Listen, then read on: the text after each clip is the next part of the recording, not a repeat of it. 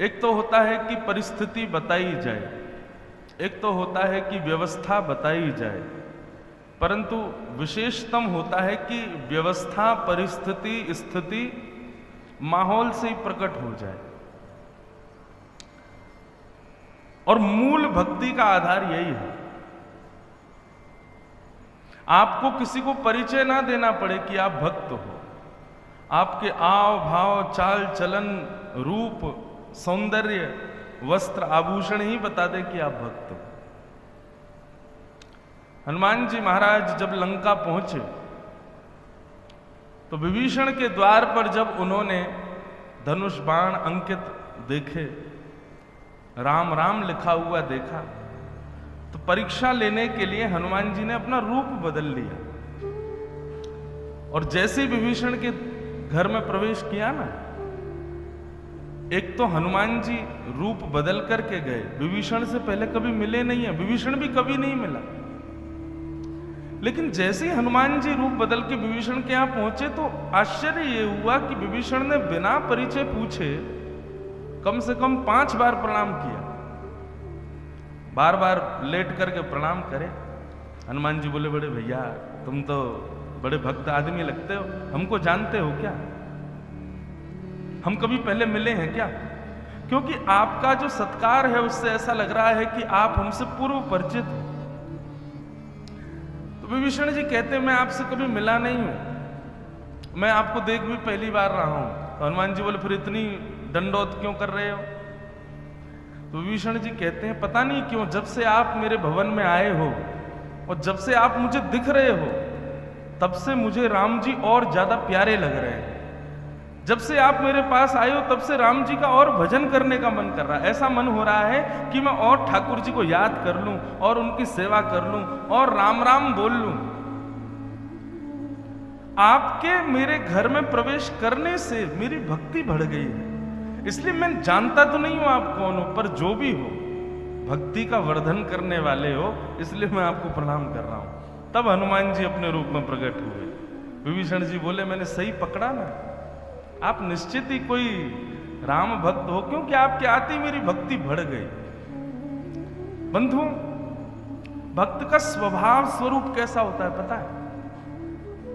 वो जिस माहौल में जाएंगे, 4 लोगों के बीच में भी जाएंगे ना, तो सबके चित्त को ऐसा लगेगा जैसे मानो किसी ने परम शांत कर दिया। अभी उसने कुछ बोला नहीं है, उसने कुछ कहा नहीं है, केवल उसकी उपस्थिति मात्र से उस क्षेत्र का वातावरण सकारात्मक हो जाता है।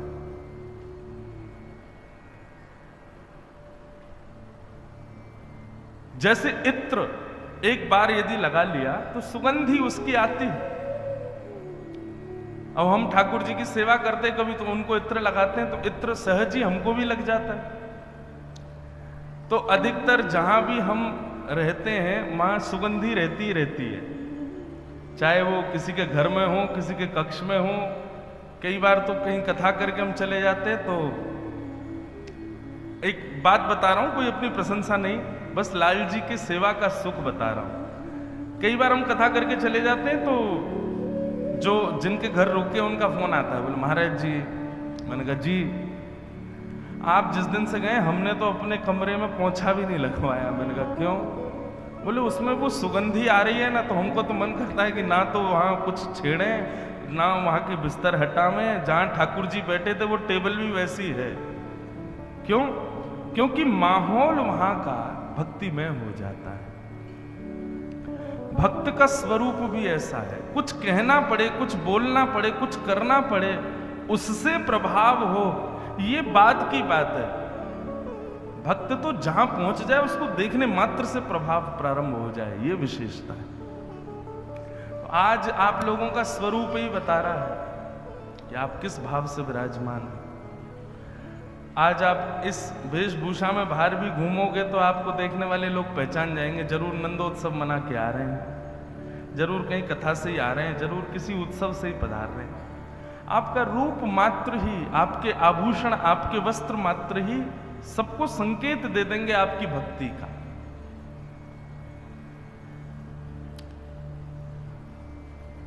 आज कथा का चतुर्थ दिवस और कृष्ण जन्मोत्सव। हम रोज ही लेट हो जाते हैं आने में व्यासपीठ पर। आज हम बहुत जल्दी निकले कि आज तो हम जल्दी पहुंचे ही जाएंगे, तो आज उपराष्ट्रपति भरतपुर आ गए और रास्ता में ही रोक दी। मैंने कहा भैया अब मेरी गलती नहीं है, हमारे ठाकुर जी चाहते ही हैं कि तुम इतने बजे ही बैठो व्यासपीठ पे, तो कैसी भी योजना बना लें लेकिन घूम फिर के वहीं पहुंचते हैं हम जिस समय पे हमको आना है। पर 3 दिन 4 दिन अभी बचे हैं, प्रयास करेंगे कि इनमें जल्दी ही आ जाएं ताकि आप लोगों को ज्यादा समय कथा के लिए मिल सके। 2 प्रकार की भक्ति होती है भगवान। एक भक्ति का स्वरूप है कि आप ठाकुर जी को स्वीकार करो, आप बिहारी जी को स्वीकार करो, और एक भक्ति का स्वरूप है कि बिहारी जी आपको स्वीकार करें।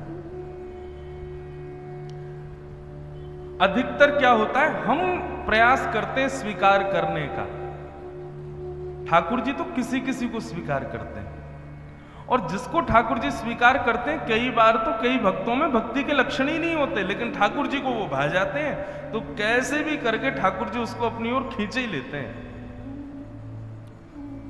बंधुओं, भक्ति का मूल गंतव्य तो यही है कि ठाकुर जी हमको स्वीकार करें। बिहारी जी को तो हजारों लोग देखते हैं, लेकिन श्रेष्ठ वो जिसको बिहारी जी देखते हैं, जिसकी दृष्टि बिहारी जी पर पड़ती है, बिहारी जी की दृष्टि जिस पर पड़े वो श्रेष्ठ है। कई बार हम लोग मंदिर जाते हैं तो मंदिर का समय है कि इतने बजे मंदिर बंद हो जाना है, लेकिन उस दिन किसी कारण से अनायास हम भी लेट पहुंचे और मंदिर भी खुला मिल गया, तो मन में एक प्रशंसा सी होती है और लोग कहते हैं देखो देखो बिहारी जी आज हमारे लिए ही बैठे थे, हैं देखो आज 5 मिनट अधिक ही खुला रहा मंदिर। उस दिन ज्यादा प्रसन्नता होती। क्यों? उस दिन हमको ऐसा आभास होता है कि हम बिहारी जी को देखने के लिए ना, बिहारी जी हमारे लिए रुके हुए थे। प्रेम में सुख तो तभी मिलता है ना जब दोनों तरफा बात हो, एक तरफ से ही सब प्रस्तुत किया जाए, सुख तो उसमें भी है, लेकिन प्रेम अपनी गति कब पकड़ता है, जब सामने से भी रिस्पॉन्स आना प्रारंभ हो जाए। हम तो बिहारी जी को बहुत अर्पित करते हैं अपने भाव, लेकिन बिहारी जी भी उसको स्वीकार करके हमारे लिए वही भाव प्रस्तुत करें, यह भक्ति का प्रधान रूप है। परसों रास पंचाध्याय आएगा कथा के मध्य में, वहां मैं कहा करता हूं रस और रास में अंतर क्या है। रस का मतलब है कि हम प्रयास करें बिहारी जी की प्राप्ति के लिए, ये रस है, लेकिन बिहारी जी व्याकुल बैठे हैं हमको प्राप्त करने के लिए, ये रास है। भक्ति करनी कैसे है, हम रस में हैं पर अब रास करना है। अपनी भक्ति की पराकाष्ठा इतनी पहुंचानी है कि ठाकुर जी व्याकुल रहे हमसे मिलने के लिए। एक संत हुए श्री प्रयागदास जी, वे कहते थे मेरा सुमिरन हरि करें मैं पावा विश्राम। इतना भजन किया इतना भजन किया, एक दिन पता नहीं क्या आया, अपनी माला झोली सब ले गए और जाके जमुना जी में प्रवाहित कर दी। सबने पूछा, बोले अब क्या करोगे? बोले कुछ नहीं, खटिया लगा दो, पेड़ के नीचे पड़े रहेंगे। बोले क्यों, भजन नहीं करोगे? बोले नहीं, हमारा भजन पूरा हो गया, अब हमारे भजन से हमने ठाकुर जी को खूब याद कर लिया, अब बाकी का शेष जीवन ठाकुर जी मेरे को याद करेंगे। मेरा सुमिरन हरि करें मैं पावा विश्राम। भक्ति यही गंतव्य है हमारा कि बिहारी जी हमको स्मरण करें, बिहारी जी हमारे लिए व्याकुल रहें, बिहारी जी हमारे पास आए, बिहारी जी के जहन में हमारा नाम हो, वो हमें देखने को व्याकुल हो। उसके लिए प्रेम लक्षणा भक्ति पहले आपको प्रस्तुत करनी पड़ेगी।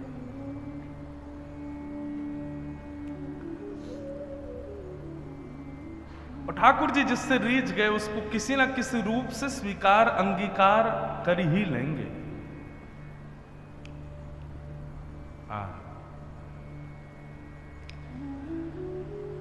कथा क्रम में चलें और फिर बीच में ही कुछ कुछ भक्तों को याद करेंगे। कल हम लोगों ने श्रवण किया, परीक्षित को 7 दिन में मरने का श्राप लगा है और श्री सुखदेव जी महाराज के समीप जाकर के वो निवेदन करते हैं। सब लोग इधर देखो, ध्यान से कथा सुनो। कोई आए, कोई जाए, कोई उठे, कोई बैठे, कोई खाए, कोई पिए, आपका ध्यान विचलित नहीं होना चाहिए। चाहे तूफान आ जाए, पंडाल गिर जाए, आप मत उठना, आप ऐसे ही बैठे रहो, अपने ध्यान को केंद्रित करो। सुखदेव जी महाराज परीक्षित को समझाते हैं, परीक्षित तुम मुक्ति नहीं भक्ति की कामना करो। मुक्ति में सामर्थ्य है कि मृत्यु के बाद भगवान का दर्शन कराती है, पर भक्ति की सामर्थ्य है कि भक्ति जीते जी भगवत दर्शन कराती है। इसलिए तुम भक्ति की कामना करो। सुखदेव जी महाराज चरणों में परीक्षित प्रणाम करते हैं और कहते हैं, भगवान अब मुझे मुक्ति नहीं चाहिए, मुझे फिक्र नहीं कि 7 दिन बाद मुझे मुक्ति मिले कि नहीं, पर मुझे बस इतना कर दीजिए 7 दिन पूरे हों, उससे पहले मुझे भगवत दर्शन हो जाए। बंधु, भगवान का दर्शन कैसे होता है? ध्यान से सुनिएगा। ठाकुर जी जब मन बना लेंगे ना कि मुझे इससे मिलना है, तो उसके साथ क्या क्या होना प्रारंभ होगा? सबसे पहला, ठाकुर जी के वैष्णव जन उसको बड़े अच्छे लगने लग जाएंगे। जैसे आज मानव का स्वभाव क्या है, प्रभावशाली व्यक्ति, धनवान व्यक्ति जिसका नाम है, ऐसे व्यक्ति उसको ज्यादा भाते हैं। कहां कल तक किसी को पूछ नहीं रहे थे, आज वही व्यक्ति खूब नाम कमा लेता है तो उसके आगे पीछे घूम रहे हैं। अरे हम तो तुम्हारे पड़ोसी थे, तुमको याद है बचपन में हमने ऐसे ऐसे किया था, अरे ये तो हमारे संग खेलता था। सब लोग ऐसे बोलते हैं। मैं जब स्कूल जाता था बचपन में तो बच्चे मेरी चोटी बहुत खींचते थे, क्योंकि मैं चोटी बांध के जाता था। आज हमारे स्कूल के ही बच्चे कथा सुनते हैं, कथा में भी आते हैं। 2-4 तो बैठे हैं, बोले हमको दीक्षा और दो। मैंने कहा अब खींचो चोटी। तो जब व्यक्ति प्रभावशाली या उसका थोड़ा बहुत नाम हो जाता है तो लोग संबंध जबरदस्ती बनाते हैं उसके साथ। ये तो हमारा है। गाड़ियों पर पीछे लिखवा देंगे पूर्व विधायक और नीचे छोटे अक्षर में लिखा देंगे उनके पड़ोसी। पूर्व विधायक उनके पड़ोसी। हमारा स्वभाव है बंधुओं की, प्रभावशाली व्यक्ति देखा नहीं कि हम तुरंत संबंध बनाते हैं। परंतु भक्त जिससे ठाकुर जी रीझे होंगे उसको भक्त ही भाएंगे।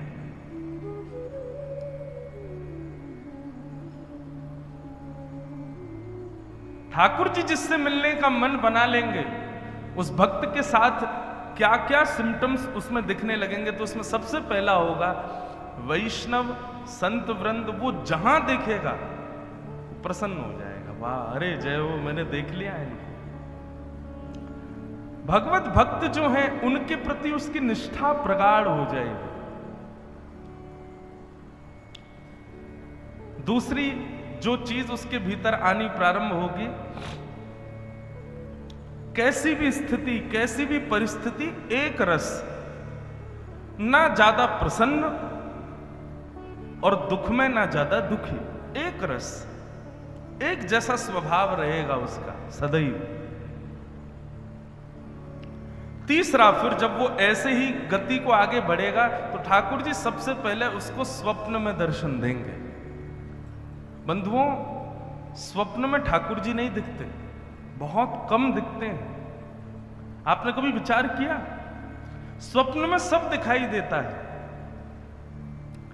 पर ठाकुर जी बहुत कम दिखते हैं। जबकि हम रोज कथा सुन रहे हैं, उसके बाद भी स्वप्न में ठाकुर जी का अनुभव नहीं होता। परंतु ठाकुर जी का अनुभव हो जाए तो उसको गोपनीय रखना, उसको बताना नहीं सबको। नित्य प्रयास करो। स्वप्न में ठाकुर जी दिख गए तो सुबह उठ करके प्रसन्न हो जाओ, मन ही मन खुश हो जाना। दूसरे दिन की प्रतीक्षा करना, कब रात्रि हो, कब मैं पुनश्च सोऊं और ठाकुर जी पुनः पधारे। इस भाव से कुछ दिन तक ठाकुर जी स्वप्न में ही दर्शन देंगे। कभी झूला झूलते हुए दिखेंगे, कभी मुस्कुराते हुए दिखेंगे, कभी नहाते हुए दिखेंगे। स्वप्न के बाद में आएगा ठाकुर जी का अनुभव दर्शन। फिर स्वप्न से वो दर्शन बदलेगा, आपको ऐसी अनुभूति होगी मेरे कक्ष में है, शायद अभी निकले हैं, मैंने शायद कुछ देखी छलक जैसी, या कुछ अनुभूति हुई, कहीं से कुछ ऐसा अनुभव होने लगेगा कि ठाकुर जी कुछ लीला कर रहे हैं, और फिर अंत में होगा प्रत्यक्ष दर्शन। ठाकुर जी प्रत्यक्ष प्रकट हो जाएंगे सामने, और जिस समय प्रत्यक्ष प्रकट होंगे उसी समय संसार की इति, फिर आप यहां नहीं रह पाओगे।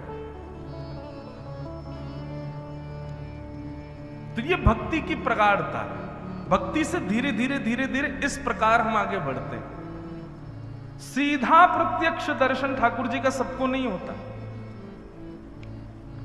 ये धीरे धीरे धीरे हृदय में परिवर्तन आना, व्याकुलता होना, विरह होना, ठाकुर जी की कथा सुनते हुए नेत्र सजल होना, भगवत वैष्णवों में प्रीति होना, रति होना, स्वप्न में दर्शन होना, अनुभव होना, और फिर प्रत्यक्ष दर्शन।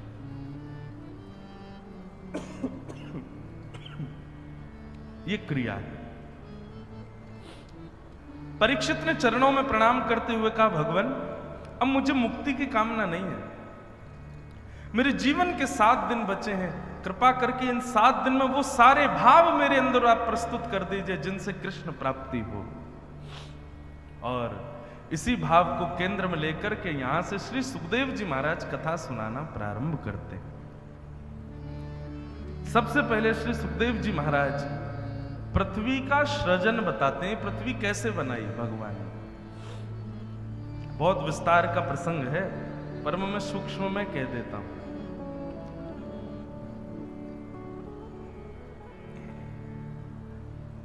भगवान ने एको हम बहुश्याम, मैं एक हूं बहुत होना चाहता हूं।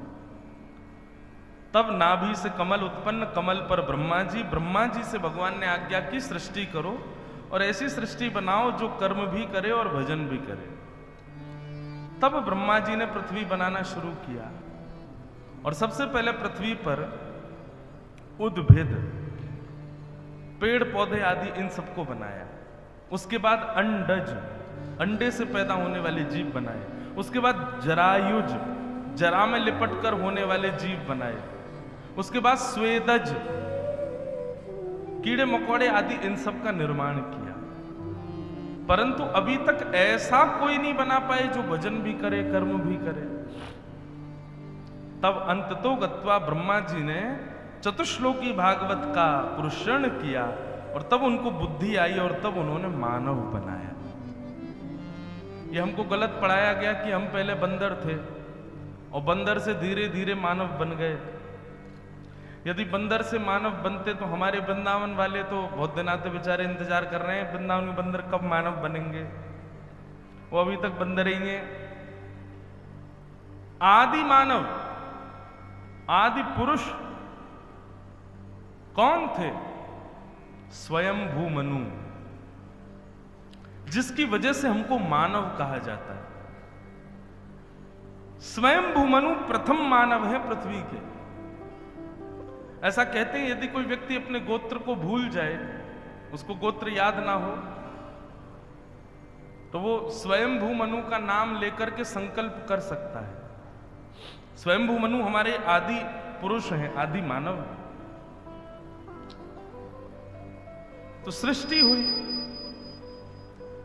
सृष्टि में सबसे पहले सनक सनंदन सनातन सनत कुमार बने, उसके बाद 10 मानस पुत्र बने, फिर भगवान शिव का निर्माण हुआ, ब्रह्मा जी के ललाट से प्रकट हो गए भगवान शिव। लेकिन अभी तक कोई ऐसा मानव नहीं बना जो कर्म भी करे, भजन भी करे, सब भजन करने वाले होने लगे। तब ब्रह्मा जी ने अपने अंग को 2 रूपों में विभाजित किया, और दाहिने अंग से स्वयंभू मनु, वाम अंग से शत्रुपा का निर्माण। स्वयंभू मनु शत्रुपा के 3 बेटी और 2 बेटे हुए।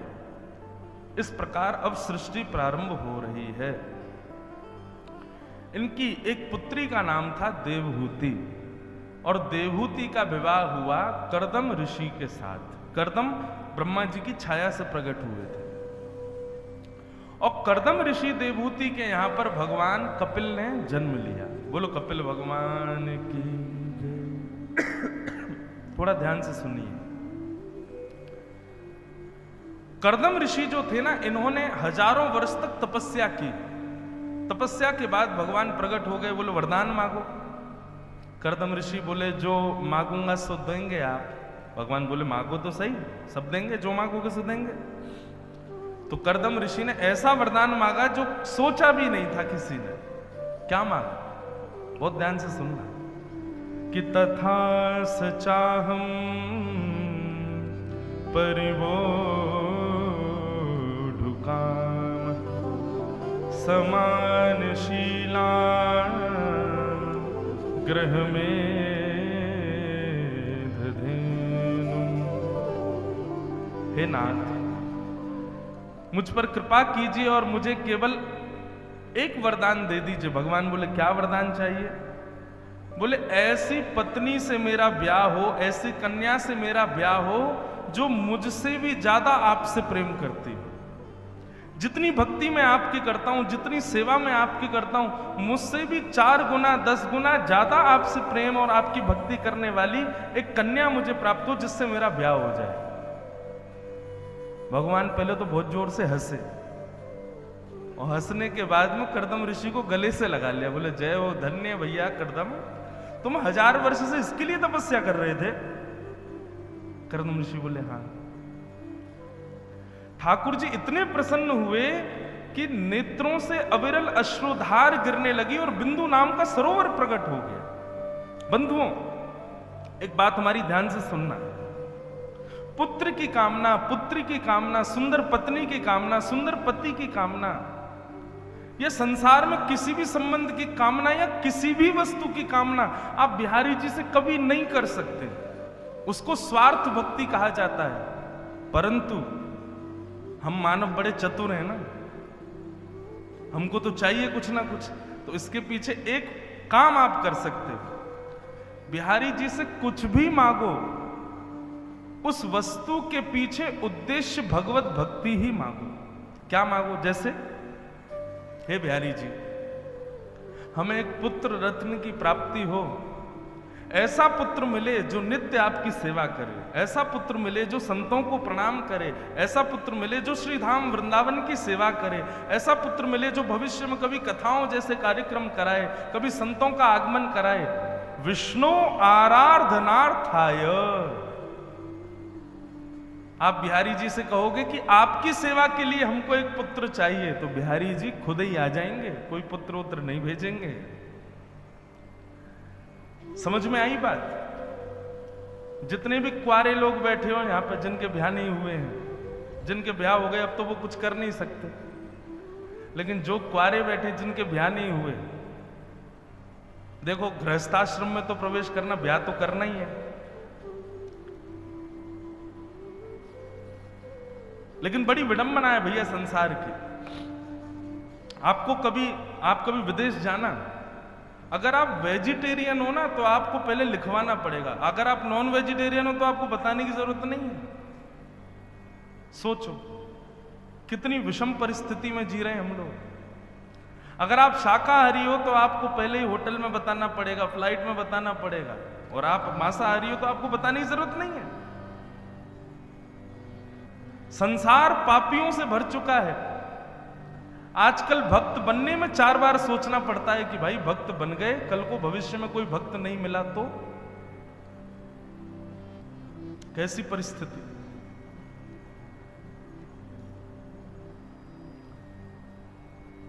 अंदरूनी बात बताऊं, पहले जब संबंध होते थे ना तो ये देखा जाता था खाने पीने वाले लोग तो नहीं है, और अब अंदरूनी तरीके से यही पूछा जाता है। लड़का कहता उस लड़की के संग तो मैं रह ही नहीं सकता। क्यों?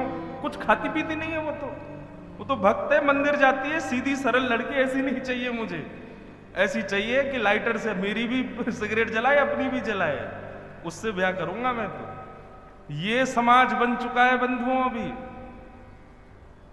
अच्छा, परिवारों को तो पता है कि दोनों बड़े सीधे हैं, पर दोनों की आपस में चर्चा में हो जाता है कि हाँ आप थोड़ा बहुत पीते वीते हैं ना, बोला हाँ तो फिर बढ़िया बनेगी, हमारी चलेगी। आप कहेंगे महाराज जी आपको इतना अनुभव कैसे? भैया हम घाट घाट के पानी पीते हैं, पूरे विश्व में भ्रमण करते हैं, घरों में जाते हैं, बाल बच्चे बैठते हैं, सब बैठ के कभी क्वेश्चन आंसर करते हैं तो पता चलती है। एक परिवार में मैं रुकने गया तो वहां एक बालक आया, आकर के मुझसे बोला कि मैं आईटी कंपनी में जॉब करता हूं। मैंने कहा अच्छा, कितना कमाते हो भाई? मैं 3 लाख रुपए महीने कमाता हूं। मैंने बहुत बढ़िया, लेकिन महाराज जी मैं छोड़ना चाहता हूं। मैंने कहा क्यों?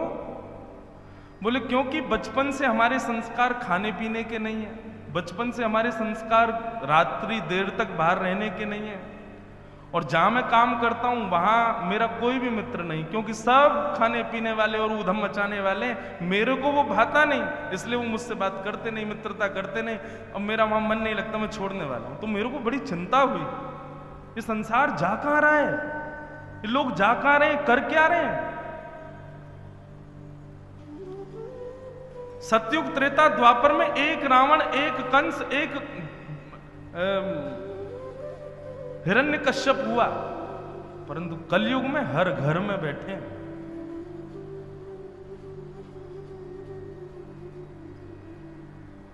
पहले एक राक्षस की चर्चा होती थी कि लंका में एक राक्षस बैठा है, परंतु आज और आने वाले समय में पता है ऐसी चर्चा होगी, हाँ भाई वहां गोवर्धन में एक कोई भक्त है, बाकी तो सब राक्षस ही हैं।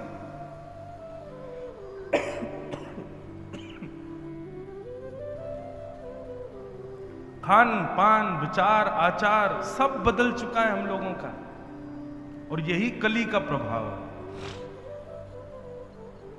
इसलिए भैया जो भक्त लोग हो, कुआरे हो, अभी ब्याह नहीं हुआ है, जहां भी जाओ, जिस भी मंदिर में जाओ, जिस भी तीर्थ में जाओ, ये श्लोक याद कर लो कर्दम ऋषि का।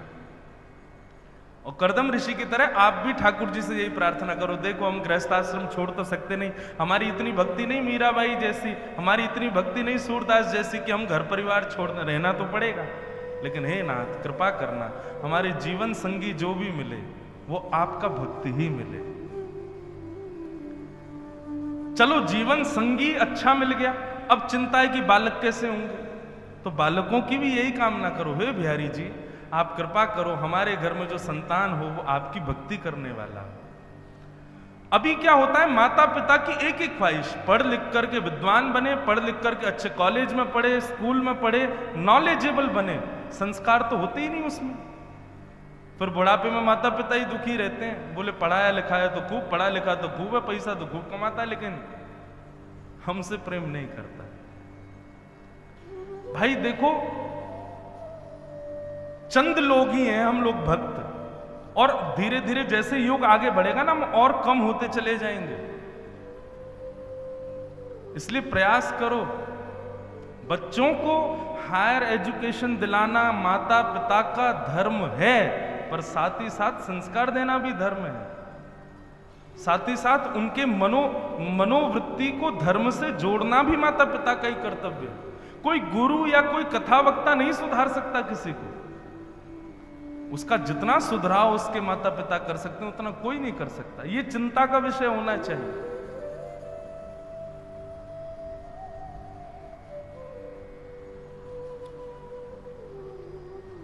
अभी भक्ति बढ़ी तो है लोगों में, युवाओं में भक्ति बढ़ तो रही है, परंतु प्रदर्शन की भक्ति बढ़ रही है।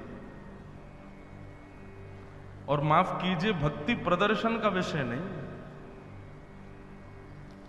रत्न तो सदा गोपनीय रखा जाता है, प्रेम तो सदा गोपनीय रखा जाता है। जितना गोपनीय प्रेम या रत्न रखोगे उतनी ज्यादा सुरक्षा रहेगी।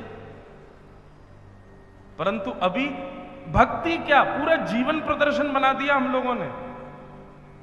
सोशल मीडिया के नाम पर केवल प्रदर्शन है। आप लोगों को नहीं पता होगा, लेकिन जो लोग सोशल मीडिया चलाते हैं उन सबको पता है। आजकल लोग क्या करते, सुबह उठने से रात्रि सोने तक एक एक चीज सबको बताना, मैं कैसे सोता हूं, कैसे उठता हूं, कहां जाता हूं, क्या करता हूं, क्या नहीं करता। क्यों? हमने अपने जीवन को प्रदर्शन बना दिया, भक्ति को प्रदर्शन बना दिया। गोपनीय रखो। तो